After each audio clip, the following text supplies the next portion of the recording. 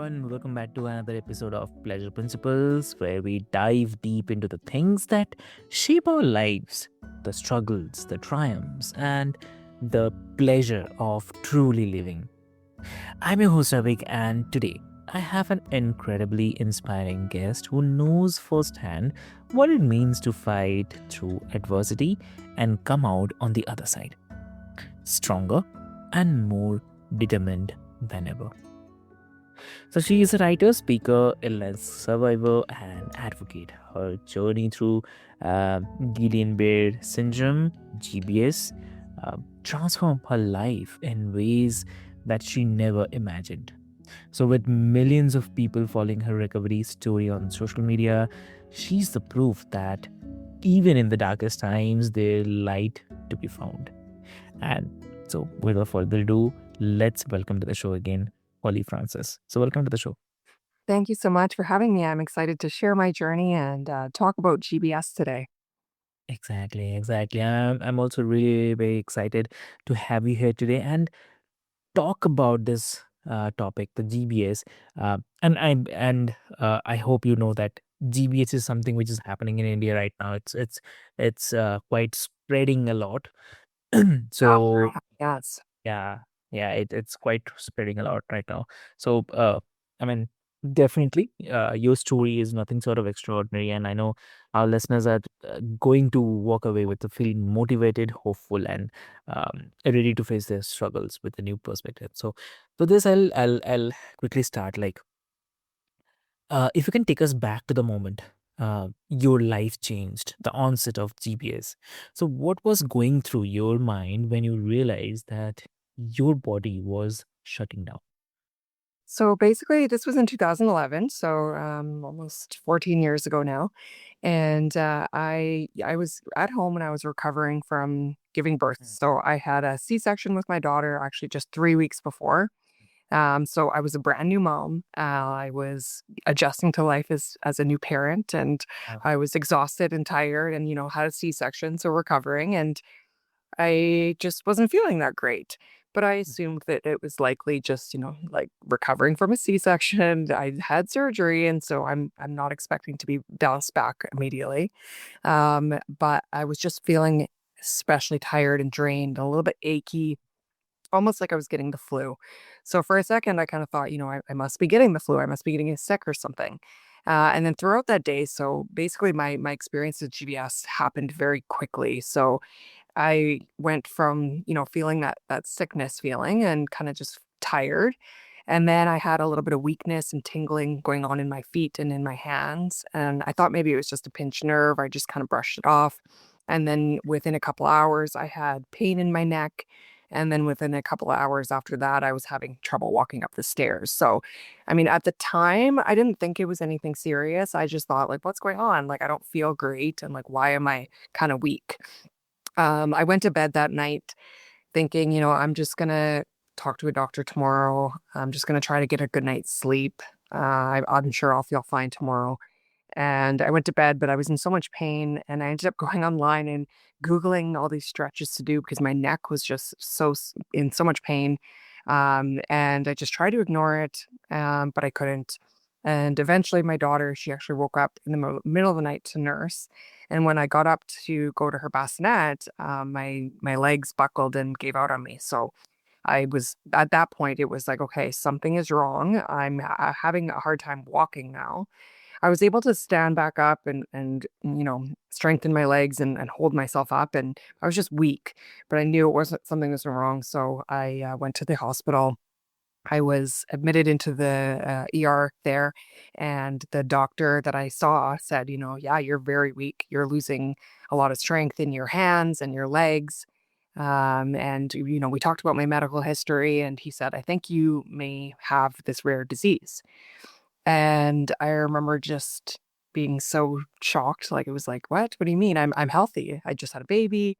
I've never had any illnesses before.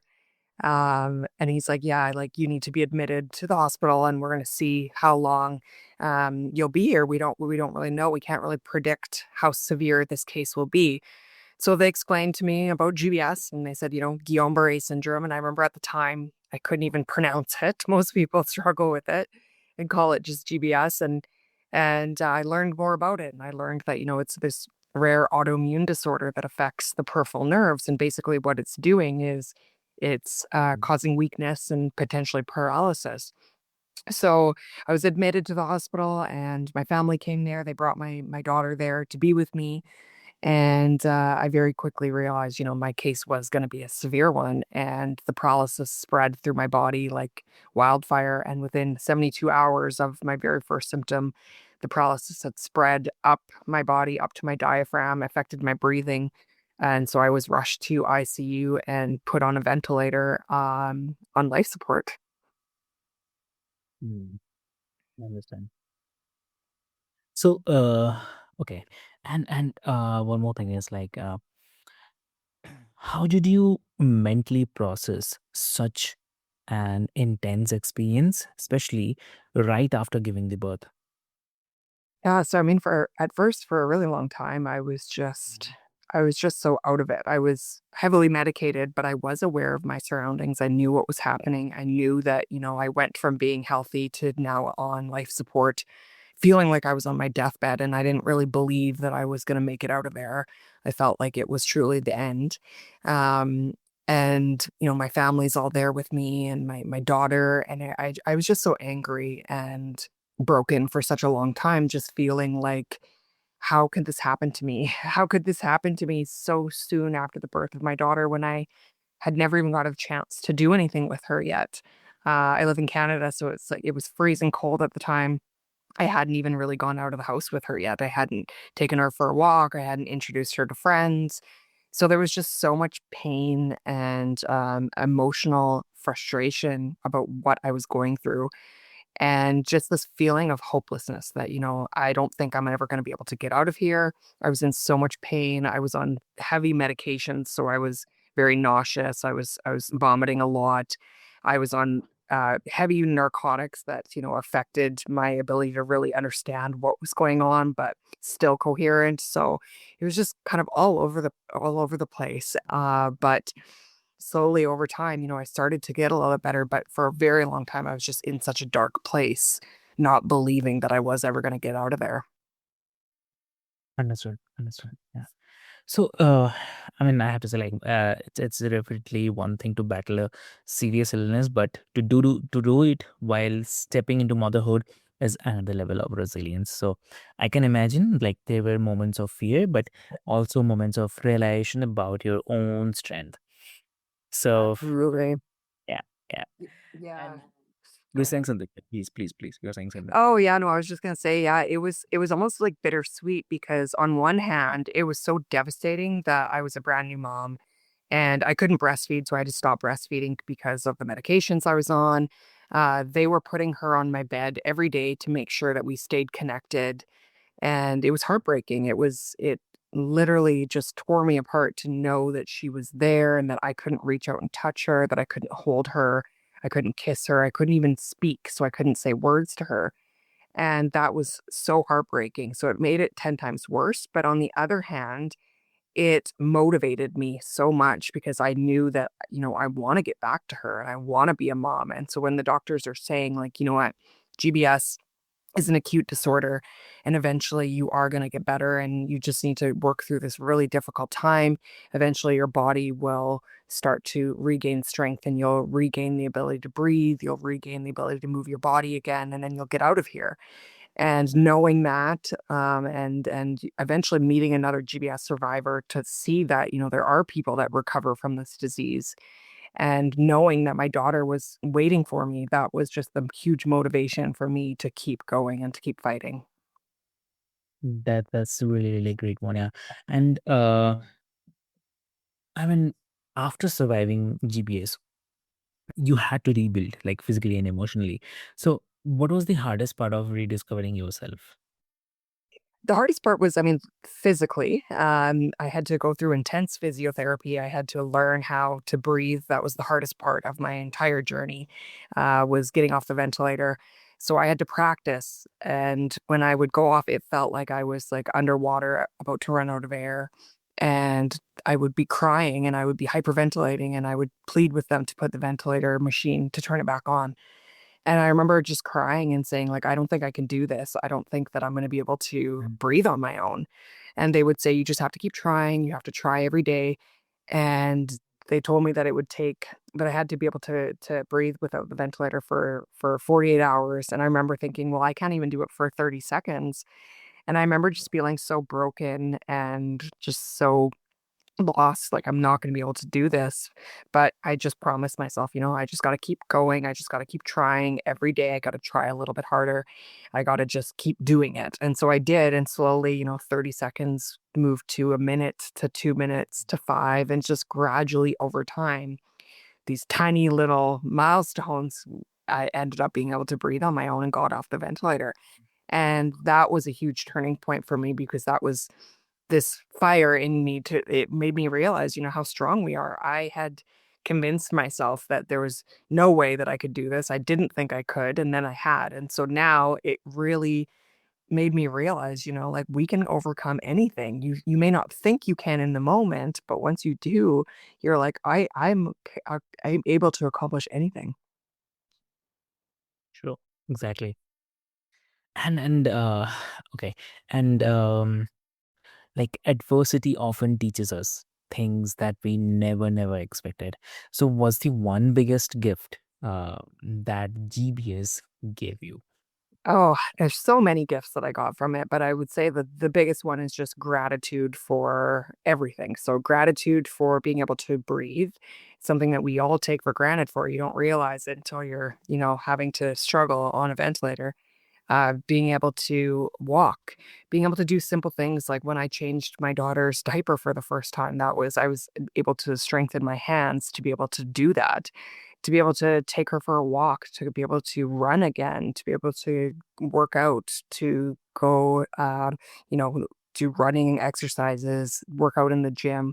There's just been so much gratitude for simple things that I had taken for granted. Mhm. Mhm. Understood. So, okay. And like so many people feel lost after trauma. That process of rediscovery can feel like a second birth of the sorts. So, a chance to redefine who you are. So, that's really great. And um, adversity often teaches us things, as I mentioned, like it's I mean we sometimes never expect. But if you could go back and talk like who was first uh I mean what would you tell her? I mean yourself, I'm saying like Mm. because you have diagnosed, right? So what would you, if you go back and you need to tell yourself, so what would you tell her, to you?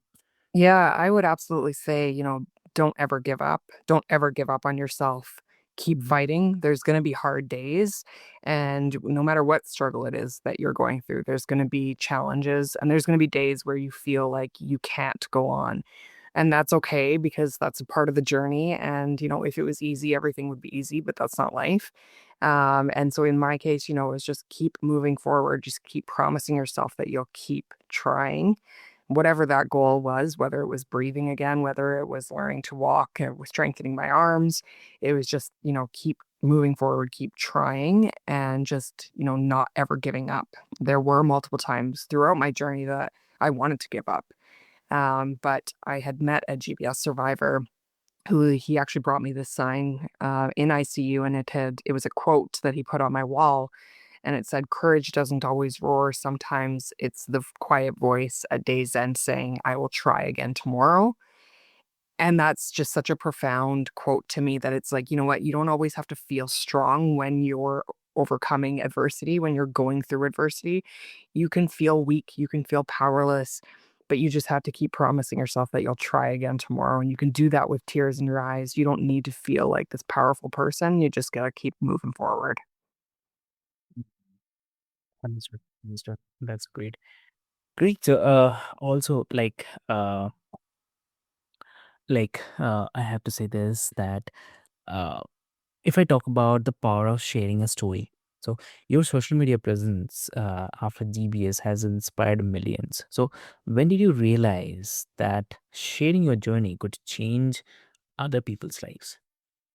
Well, it started with, when as soon as I got out of the hospital and realized, like I just overcame this and I got back to my life. It took some years of intense physiotherapy before I was, considered back to normal, back to my old self kind of thing. And it was just like, okay, I went from being in ICU, paralyzed. I was in ICU for almost 3 months. I was in the hospital for almost five and then recovered. And it was like, okay, at the time, I didn't think I was going to ever get out of there. I didn't think I was ever going to get back to my life, and now I did. And I want to show others that if they ever are find themselves in the same situation where they're in ICU or they're dealing with GBS or their family member is dealing with GBS, I want to show them my story and I want to share my story so that they see, like, you know what, I was in there and I recovered, and just give other people hope. And I had all my hospital videos that my mom had taken from me when I was hospitalized. She had wanted to kind of just keep everything together and wanted to document so I could see my progression. And so I put them all together and I put out a YouTube video of my journey, and it went viral. I ended up writing a book about my journey and publishing it, and it's just been amazing to see the response to it, to see how it's been able to impact people that have gone through GBS, help family members understand it, as well as educate even doctors and nurses that are dealing with the disorder to understand that patient perspective. So it's been amazing, and it's definitely changed my life for the better. That's amazing. That's really amazing. Great. And also, like, you wear many hats, like writer, speaker, advocate, mom, fitness enthusiast. So how do you balance all these roles while still taking care of yourself? Yeah, I think it's a fine line. It's been tough, and I've had to struggle over the years. I've been left with some residuals from GBS, including like fatigue and nerve pain. And so it's just, yeah, finding out like what really are your passions? What are you passionate about? What sort of things really fill your cup? And making time for them, and trying not to push too hard, trying not to take on too much all at once, Mhm. and setting boundaries and just knowing, what sort of things do I have time for? What sort of things do I want to make time for? Mhm. Understood. Got it. Got it. Lovely. That's really, really lovely. And also, before we wrap, what advice do you have for someone who wants to use fitness as a tool for healing but feels stuck or discouraged? Yeah, so I would recommend, just start slow. You don't need to just jump in and just go into like this huge fitness activity. You don't need to go from 0 to 100. You don't need to go from never working out to working out 5, 6 days a week. You can just start slow. So even if you just start with something simple, walking is a great way to just get into exercise, and just doing that like 2 to 3 days a week at first. And then, you can pick some small exercise that you just slowly start incorporating. Even 2 to 3 days a week is better than nothing. But a lot of people think that they just have to like jump all in. So I always just say start slow. And then another thing I always say is work towards goals of like how you're feeling. Try to just look at it like, how does this exercise make you feel? How do you feel after the gym? Those are the goals that you want to be going towards, rather than, physical sort of goal. That's amazing. That's really amazing.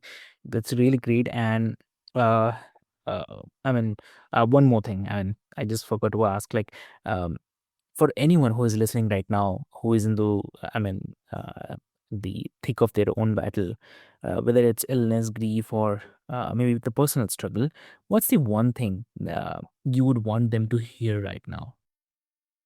That it's not going to last forever, that this pain is temporary, and one day there you will be smiling and you will get through whatever it is that you're going through, and you'll look back and be like, wow, I overcame that, and you'll be so proud of yourself.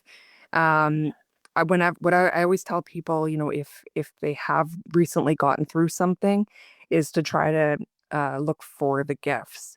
So for me, I mean, like I've already said, I found so many gifts. One of those is that I'm so much closer with my daughter than I think I would have been had I not gone through this, just because it gave me so much gratitude for our relationship.